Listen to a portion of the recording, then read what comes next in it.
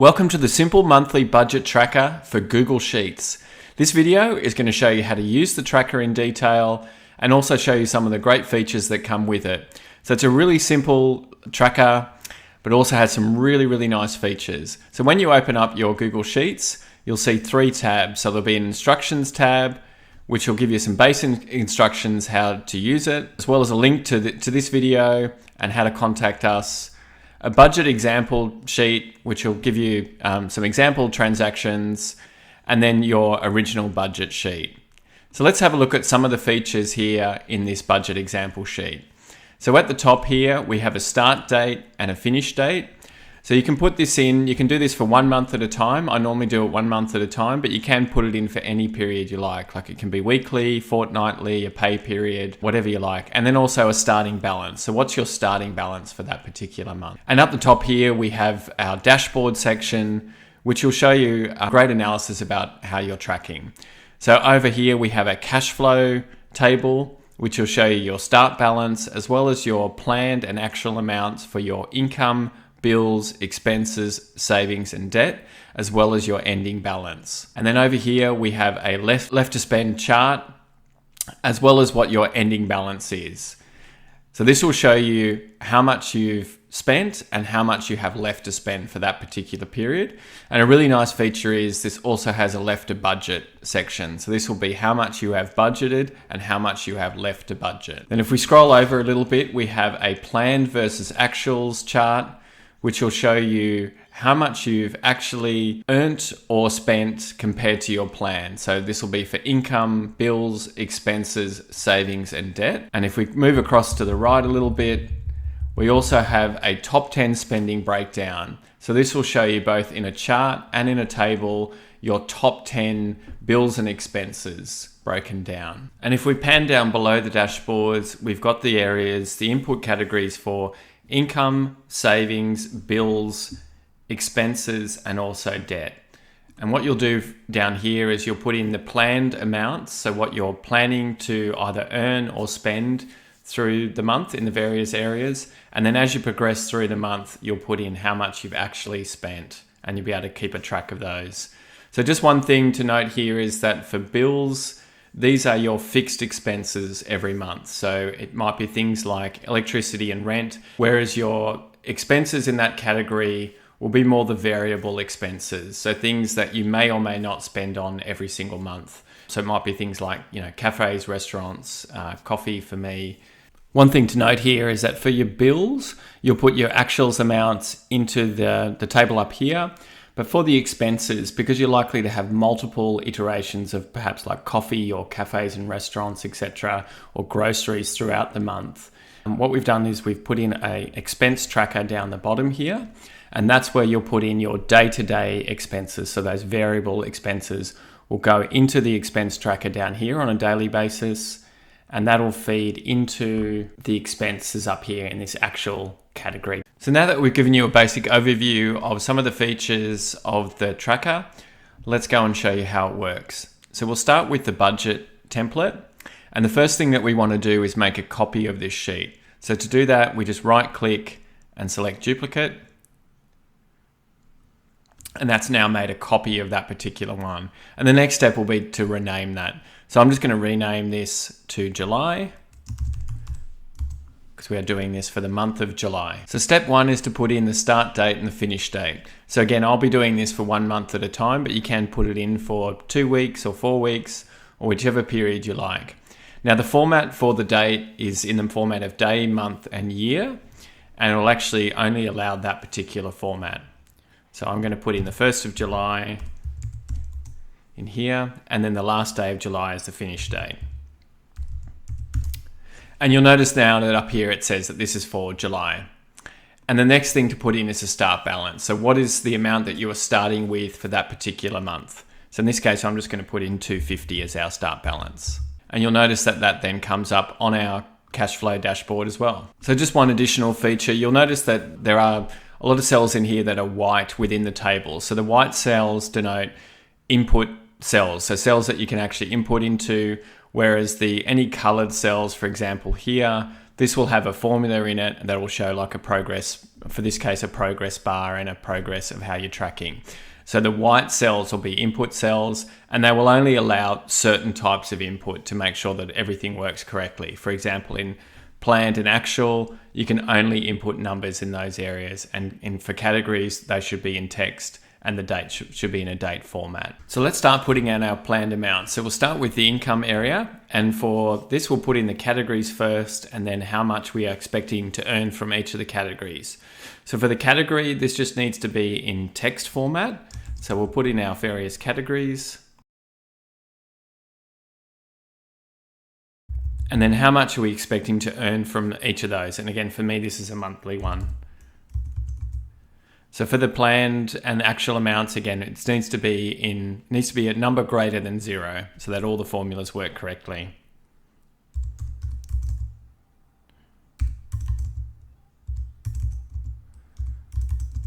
So as you'll see with each of these tables and areas, you'll see a total at the bottom.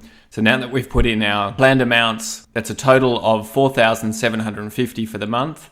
And you'll also notice that this is now appearing in the cash flow dashboard. So the income planned amount is coming through. So let's jump down to our savings categories. And again, we'll put in our categories first. So we're saving for a car, some renovations, a holiday, a wedding, and I'm also saving for a new surfboard. And then we'll put in the amounts that we were hoping to save for each of those particular areas.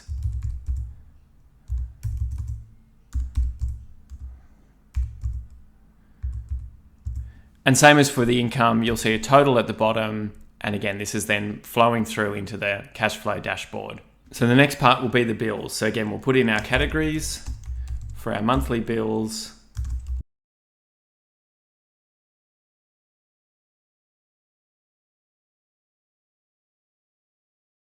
With the bills, we can also put in a due date. So with this one, it's just from the drop-down list. So this will be the days of the month. So we can put in our due dates here.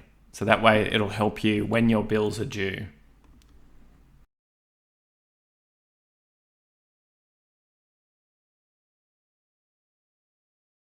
And then we'll put in the planned amount. So then how much are you expecting to spend on each of these bills for the month? And same as for the income and savings sections, we'll get a total down the bottom. And this will also be flowing through now into our cash flow dashboard. So you'll see now that we've got a bills amount coming through as $1,660. The next section is our expenses. So again, these are not our fixed expenses, but variable expenses. So let's put in the categories again as text.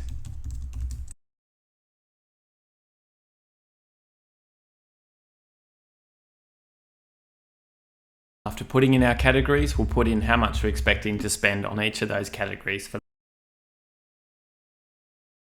And like the other ones, we'll have a total at the bottom for the total expenses.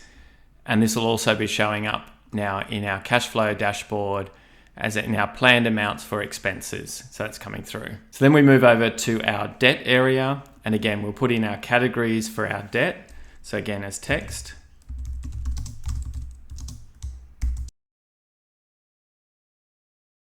And similar to our bills, we also have a due date of when these particular payments are due. So again, you can select from the drop down, it has the days of the month there.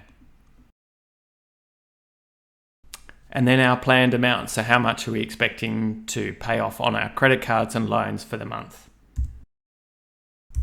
So now as the month progresses, you'll start to put in your actuals amounts. So for the simplicity of this demonstration, I'll just do it one section at a time. So we'll start with the income area. In reality, you just do that as they come in. So if we have a look at the income area to start with, and we'll just put in our actuals amounts. For the first one, for our pay one, we earned our full $1,800 of that pay. The next one was $1,600, so didn't quite earn all of our pay. And then overtime, we earned $520. $75 of our bonus, and we made $620 on our side hustle. Now, as you progress through this and put them in, you'll see again that you'll have a total at the bottom. So now you have a total for planned as well as actual. And also on the side here, you'll have a progress. And this will be a progress percentage to see how your actual is progressing against your plan. And also the colors will slightly change as you get closer. So there'll be a darker color as you get closer to 100% and a lighter color for the lower percentages. And now also, if we look at our cash flow dashboard, you'll see the actuals amount for income coming through as well as the variance. And this is also then coming through in our left to spend areas as well as in the plan versus actuals charts. And the next area will be the savings. So again, we'll just put this in one section at a time. So we'll put in our savings. So for the car, we're able to save $100. For the renovations, $100 as well. $60 for our holiday. $75 for the wedding. And unfortunately this month we didn't have anything left over to save for our surfboard. So yeah, you'll see the totals coming through at the bottom here. So you now have the total for the planned as well as the actual for the savings, and again the progress as well for each of those categories. And you'll see that the 0%, that'll be a lighter color, the 80% is a slightly lighter color, and then 100% will be the full dark color, showing that you've hit a full 100% of your targeted savings for that particular category. And we'll also see these now coming through in our cash flow dashboard. So you had a plan of 400 and you've actually saved 360 in the variance. So the next area that we're going to fill in will be our bills. So with the bills, we also have a little checkbox here that we can check when we've actually paid that bill. So it's a nice little indicator that we've paid that particular bill. So let's put these in.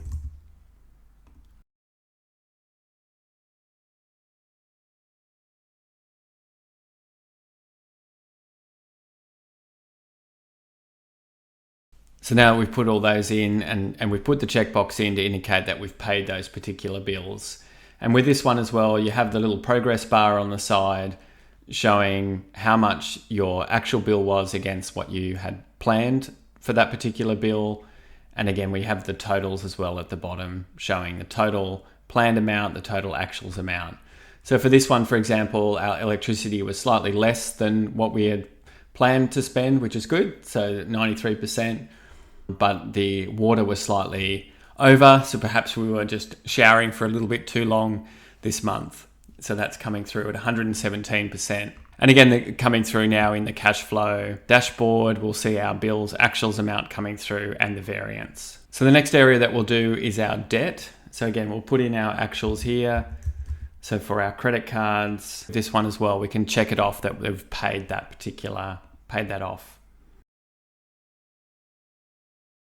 So we've got the checkbox, we've got the progress bar for each of these categories, and also the total at the bottom. And these now are also flowing through into the cash flow dashboard.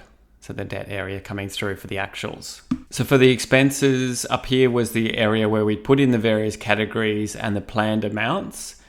And then to put in the actuals amounts for these, as they'll probably have these multiple times during the month and every day, we've got the expense tracker down the bottom here. So for the date, this will be a date that's in between the start date and the finish date that you put in at the top of the sheet. It will only accept that in the day, month, year format, and it needs to be between the start and finish date. So we can just type in a date in that format. So we can put in, say, the 1st of July. So the other thing we can do as well for the date, we can just hit enter on that particular cell, and then it will actually bring up the date. So we can select it from here as well. So for example, if we want to select the 2nd of July here. Now for the category, this will be a drop down from the categories that you put in the expense plan. From these categories, they're the ones that will show. So it's a drop down. Again, you just select it from the drop down.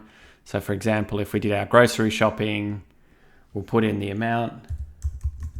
And we can also put in any notes in here. So for example, we can put in weekly supermarket shop.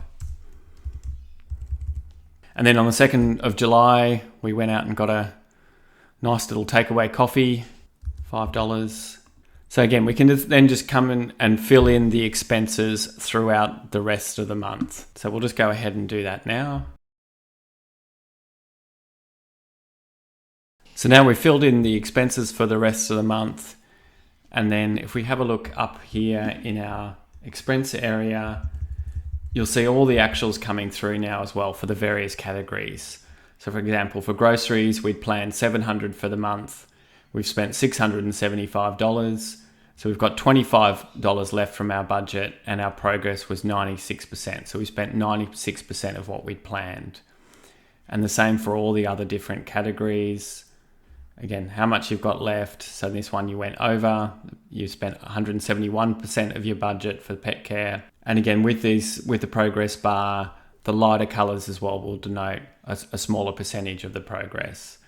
And also you'll have a total down the bottom here for your planned amount and your actual amount, with the left to spend and the total progress. And if we scroll up now to our cash flow, you'll see the expense amount coming through as well with a variance. So now that we've put in all those amounts for the particular month, we can have a real good review of how we went for the month. So starting with the cash flow dashboard, we had a starting balance of $250. This was our income, our planned amount, our actual amount for income, and our variance, and same for the various categories. So bills, expenses, savings, and debt. For each of these, you'll see the planned amount and your actual and a variance. So at the end of the month, you had planned to have an ending balance of $545. In effect, you've got a balance of $761. So you've done a little bit better than your plan. And then the variance of that is 216, so a positive variance. So this color donating a positive variance. So we did a little bit better than our plan. So if we have a look at our left to spend graph here over here, so our closing balance was 761. So we've got $761 left to spend, and we actually spent $4,104. And we can also click the left to budget. So in this case, we have $545 left to budget, and we spent on our budget $4,455. So scrolling across here, we have the plan versus actuals chart.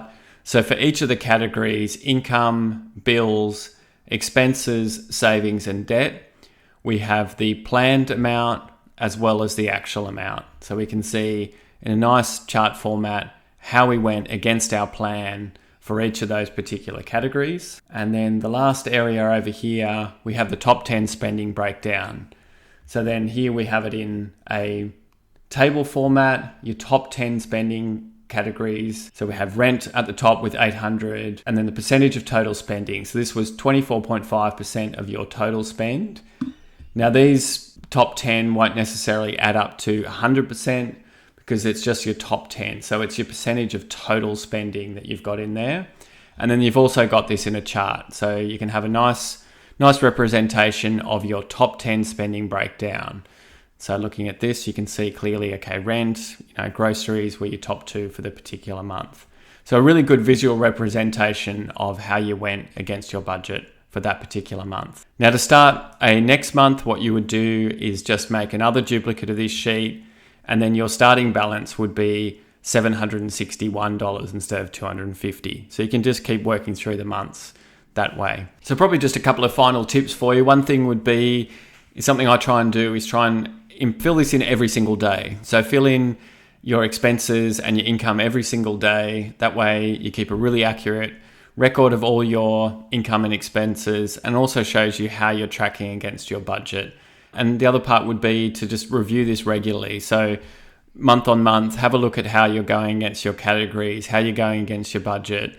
And there might be areas where you can either save more money or earn some extra income. So yeah, to try and review it regularly as well. Please let us know if you have any questions. Please reach out to us. We'd be happy to get back to you as soon as we can with it. Wish you all success with your budgeting journey and your financial journey. Thanks a lot. Bye.